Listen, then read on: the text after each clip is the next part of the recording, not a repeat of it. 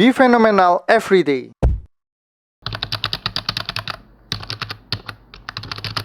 Halo guys, video kali ini saya akan membahas salah satu emiten blue chip yang harga sahamnya terus-menerus longsor ya guys. Jadi saham ini sempat menyentuh 8 ribuan, sekarang tinggal sekitar 5 ribuan ya.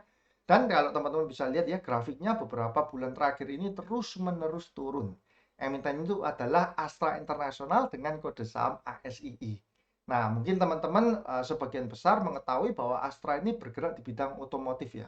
Padahal ASI sendiri ini kalau menurut saya bukan hanya otomotif, tapi sudah sebagai holding company.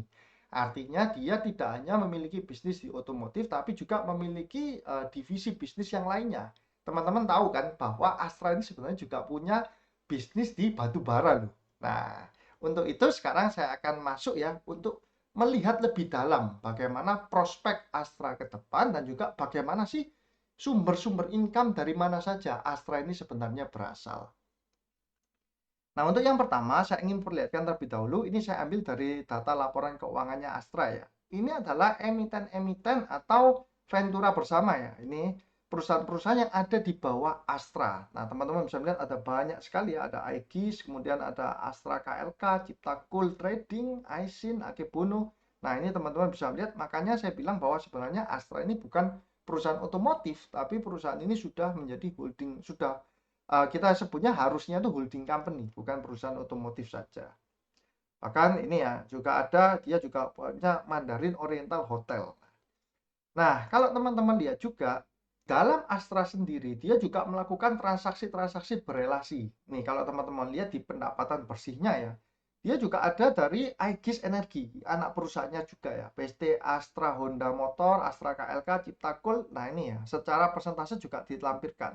3%, 1,4%, ini secara nominalnya ada 7 triliun, 3 triliun. Nah, dia juga melakukan penjualan terhadap anak usahanya sendiri ya. Selain itu, dia juga ada melakukan pembelian barang dan jasa. Nah, dia juga ada pembelian dari anak usahanya ini PT Toyota Astra Motor segala macam, totalnya mencapai 75 triliun. Penjualannya penjualan totalnya itu sekitar 26 triliun ya. Ini saya sempat breakdown ya satu persatu di mana seperti ini contohnya Aegis itu di bidang apa? Oh, mining. Astra Honda Motor itu benar-benar yang motor ya, sepeda motor. Kemudian Astra KLK itu CPO. Kemudian Cipta Cool, Mine, dan seterusnya. Ini ada banyak sekali jenisnya, bahkan dia juga punya jalan tol ya. Punya power plant, ada kredit ya. Kemudian ada logistik juga. Nah, anak perusahaannya pun juga ada yang holding, yaitu United Tractor ya. Nah, ini juga yang saya tadi bilang, ada salah satunya di batubara ya guys. Jadi Astra sendiri itu sebenarnya kita cukup kompleks kalau mempelajari emiten ini. Berbeda dengan emiten yang bukan holding ya, di mana oh emiten A misalkan bergerak di satu bidang saja. Tapi kalau kita membedah Astra itu ternyata banyak sekali emiten-emiten yang ada di bawahnya. Dan kita harus mengetahui satu persatu mana sih yang menyumbang revenue terbesar dari Astra. Kita kategorikan satu persatu. Nah, di income statement kita bisa melihat ya di sini ya. Kalau teman-teman lihat ini kan kita di global. Biasanya di laporan keuangan di global. Pendapatan bersih Astra setahun sampai Q3 2023 itu 240 triliun ya. Ini dalam billion rupiah. 240 ribu miliar, artinya 240 triliun. Terus dia juga menghasilkan laba 53 triliun laba kotor dan laba bersihnya 33 triliun. Nah, sekarang pertanyaannya, dari 240 triliun, itu sumbangsinya dari mana aja? Nah, ini ada beberapa yang saya ambil yang cukup besar ya. 71 triliun itu ternyata dari Astra Honda Motor, guys. Jadi 71 berbanding 240 itu sekitar 35% ya. Kurang lebih revenue 35%-nya itu dari Astra Honda Motor. Jadi sepeda motor. Ternyata itu pangsa yang cukup besar bagi Astra. Nah, kemudian ini lintas marga daya tidak terlalu besar ya, cuma 1,5 triliun. Terus selain itu juga ada, nah ini Astra Daihatsu Motor. Astra Daihatsu Motor, ya teman-teman tentu sudah tahu ya, merek Daihatsu itu menyumbang juga cukup besar, 58 triliun ya. Nah, ini kita bisa lihat ya. Jadi Astra sendiri itu punya anak di bawahnya yang setiap perusahaannya ini juga menyumbang revenue ke induknya. Terus ada juga lagi United Tractor. Nah, di United Tractor ternyata guys itu lebih besar lagi, yaitu mencapai 97,5 triliun ya pendapatan bersih. Inilah mengapa saya bilang sebenarnya Astra ini bukan hanya perusahaan otomotif ya, tapi dia juga harus dibilang bahwa oh iya ya Astra ini juga punya batu bara gitu, lewat United Tractor-nya. United Tractor juga mempunyai anak yang di bawahnya juga, makanya United Tractor saya juga golongkan sebagai perusahaan holding company. Terus ada AALI ya 15,6 triliun dan Auto. Nah, ini sudah IPO semua, UNTR, AALI 15,6 triliun, Auto 14 triliun. Auto ini yang spare part-nya ya, guys. Nah, kalau kita sudah mengetahui ini semua, sekarang kita lihat per segmennya ya, guys. Nah, ini di informasi segmen. Biasanya di laporan keuangan itu akan ada yang bagian informasi segmen. Di sini enak kita bacanya ya. Contohnya seperti ini. Untuk Q3 2023, nah, ini mungkin tulisannya agak kecil ya, saya besarkan coba. Ini ya. Otomotif menyumbang 99,1 triliun. Jadi sudah disegmenkan berdasarkan kategori jenisnya ya. Oh, ini otomotif sekian, 99,1 triliun. Kemudian Astra juga punya financial service 21,9 triliun. Alat berat pertambangan konstruksi energi 97 triliun ya. Terus ada agribisnis 15 triliun, infrastruktur logistik 6 triliun, teknologi informasi 2 triliun, properti 600 miliar, ya. Kemudian sehingga totalnya 240 triliun. Nah, inilah yang kita juga harus tahu. Jadi kita jangan hanya membaca langsung pendapatan bersihnya aja, tapi dari mana asal pendapatan bersihnya. Di laporan keuangan tersegmen semua sudah jelas ya. Nah, kita juga bisa lihat, oh ternyata sektor otomotif itu menyumbang 9,5 triliun ya, dari laba periode berjalan. Kemudian yang financial service menyumbang 5,9 triliun. Yang paling besar mana? Oh ternyata yang paling besar justru alat berat pertambangan konstruksi dan energi.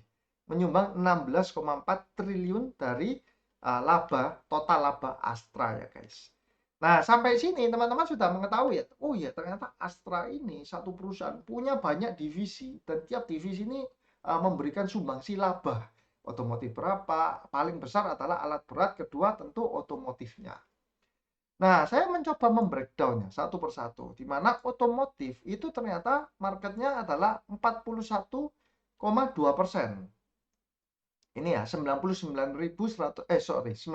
triliun dari 240 triliun ya. Artinya 41,2%. Sedangkan alat berat pertambangan secara omset ya itu 97 triliun atau menyumbang 40,5% dari total revenue-nya si Astra. Nah, ini yang lain ada yang financial service 9%, agribisnis 6%, infrastruktur logistik 2,8%, ini 0903, kecil-kecil yang lainnya.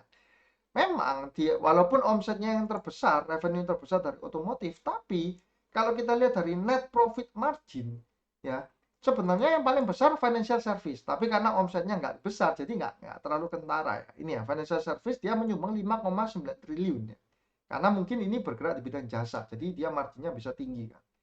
Nah, yang kedua selain otomotif itu adalah di alat berat pertambangan. Nah, ini menyumbang 16,9%. Karena revenue-nya tinggi, net profit margin-nya tinggi, berarti tahun 2023 sampai Q3 ini Astra didongkrak ya kinerjanya itu oleh United Tractor atau anak perusahaannya yang bergerak di bidang pertambangan dan alat berat. Nah, ini ya 16 triliun, guys. Nah, pertanyaannya sekarang begini.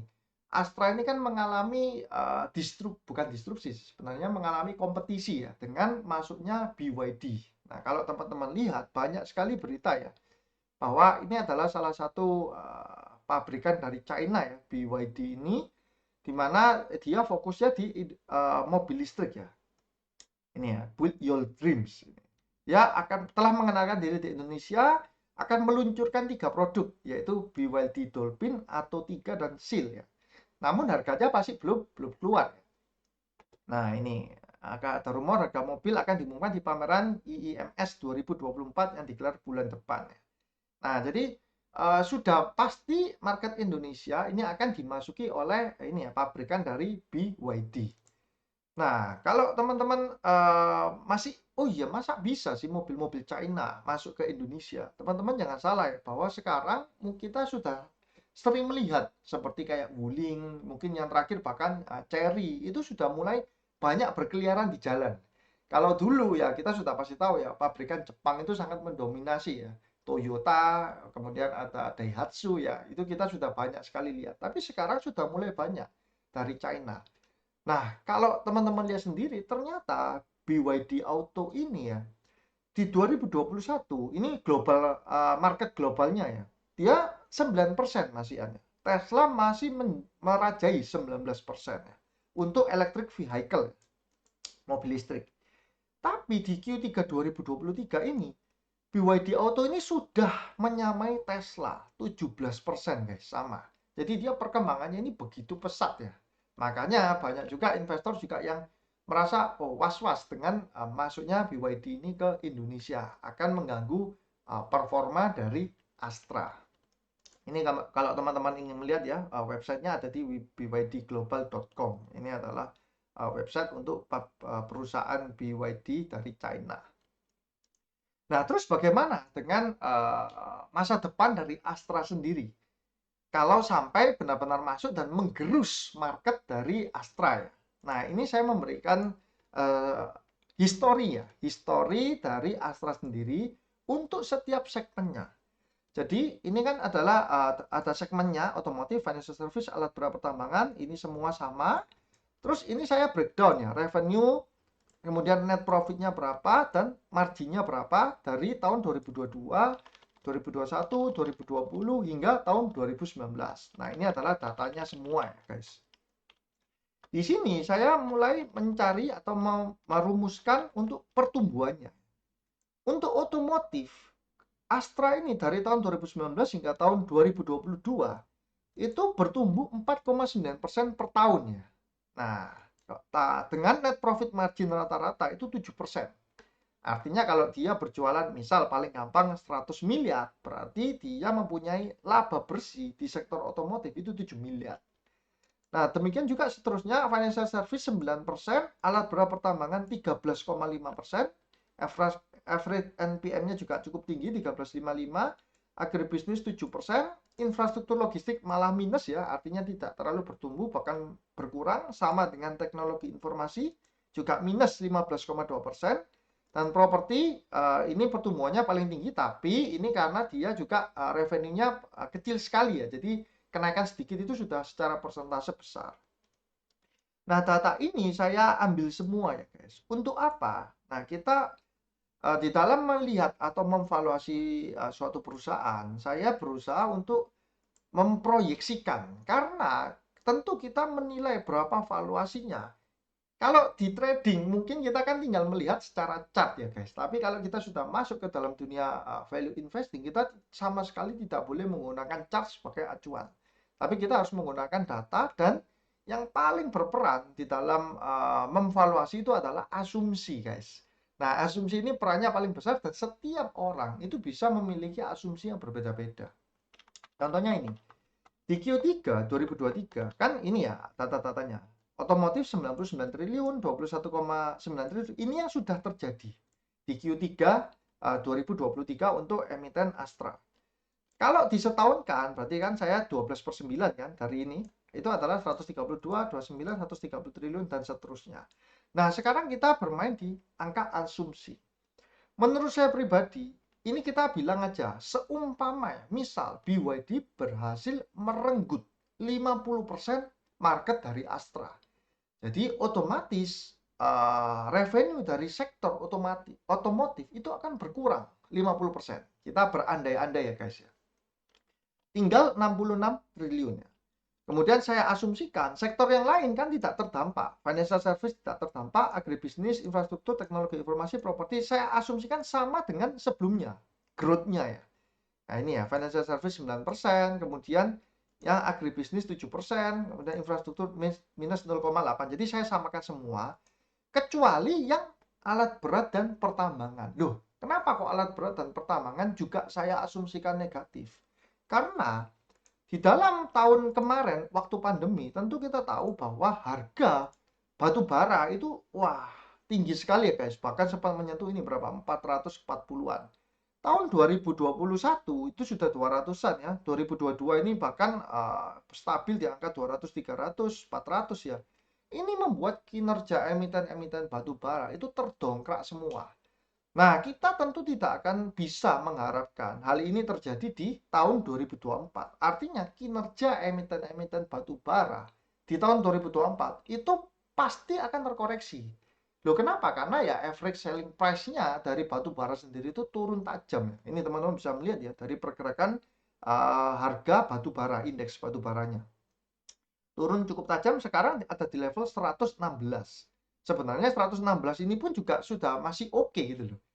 Ya, untuk secara emiten batu bara masih make profit dari sini. Tapi kalau kita compare dengan tahun-tahun sebelumnya, ini sudah mengalami penurunan yang sangat signifikan. Nah, teman-teman bisa melihat contohnya misalkan kita ambil ITMG ya. Sorry, di fundamentalnya.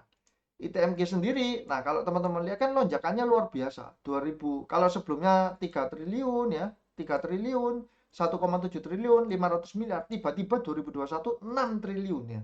Terus 18 triliun, luar biasa kan. Nah, di 2023 ini sudah mulai mengalami penurunan ya. Kalau disetahunkan tuh 8,4 triliun.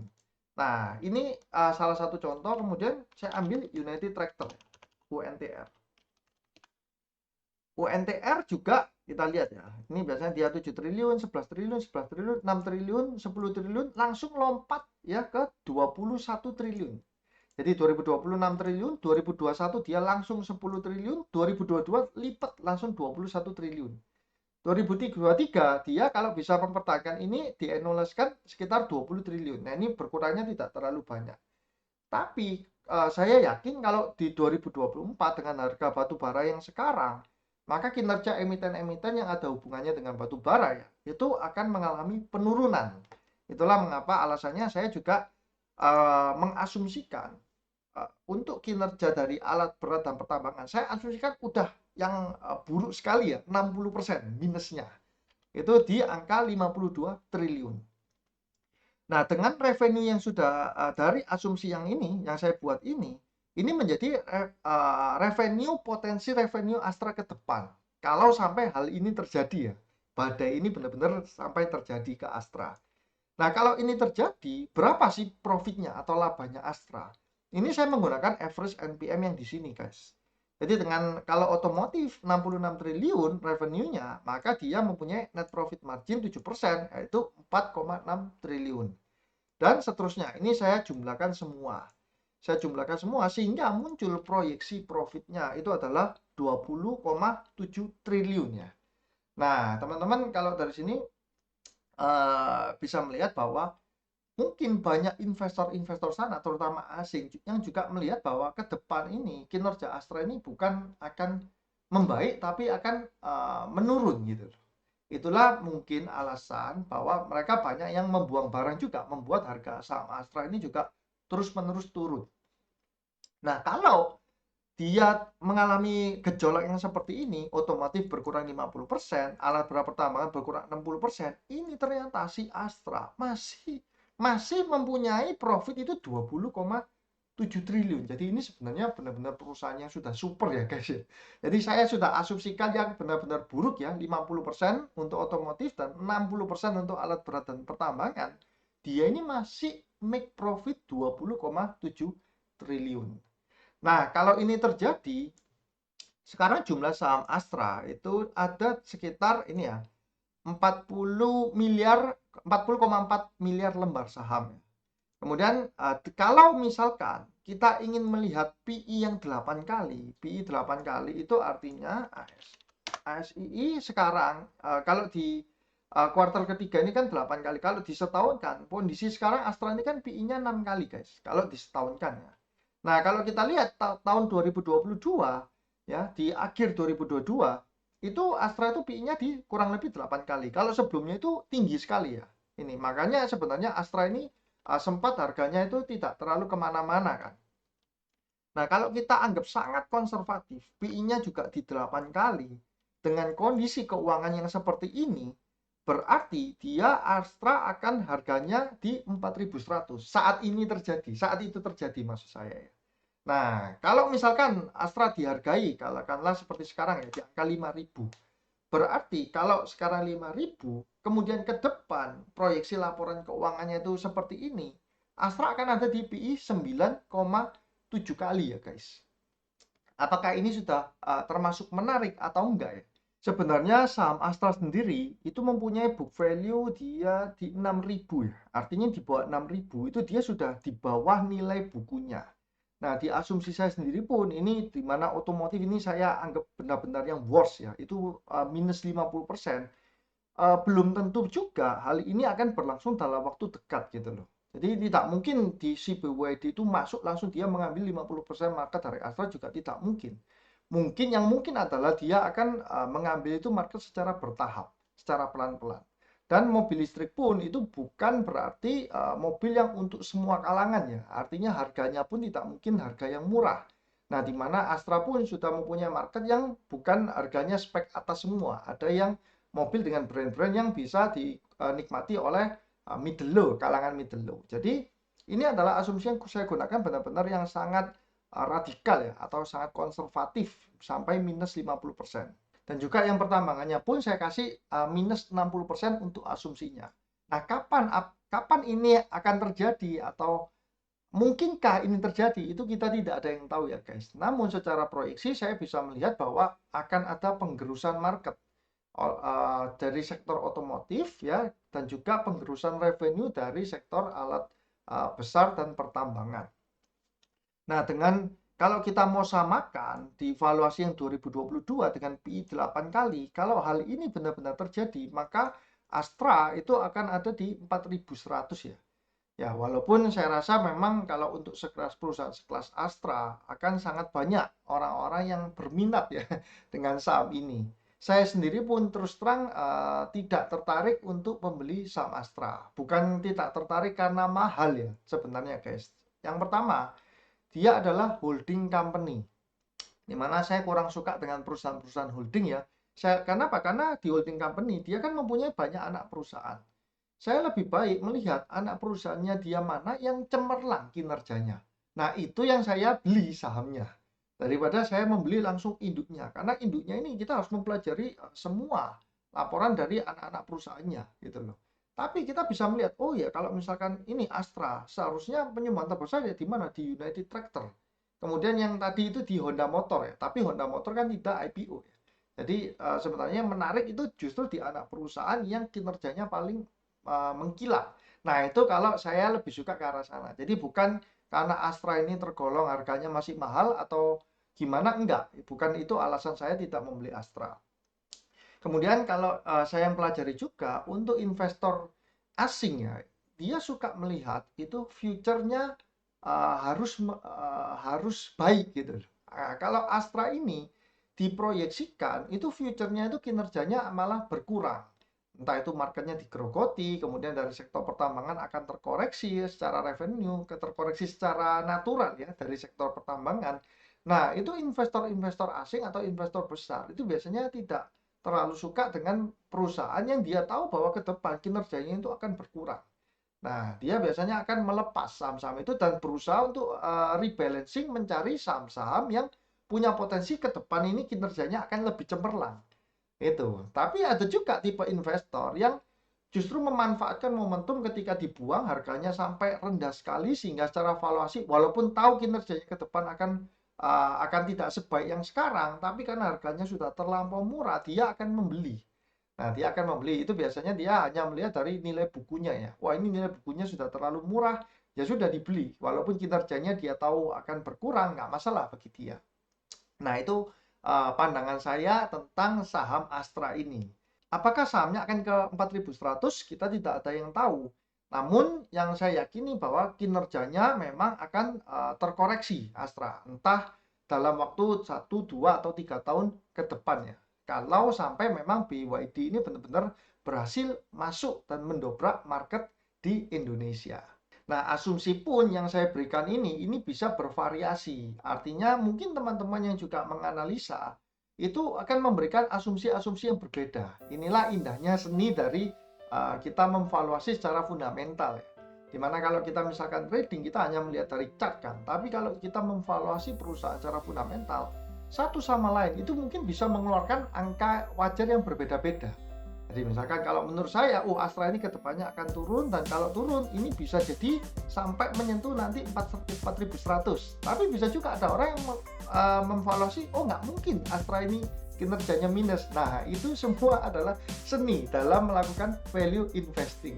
Oke guys, cukup sekian untuk video kali ini ya. Semoga dapat bermanfaat untuk teman-teman semua. Saya doakan semoga teman-teman sehat selalu, semakin sukses dan cuan selalu. See you guys.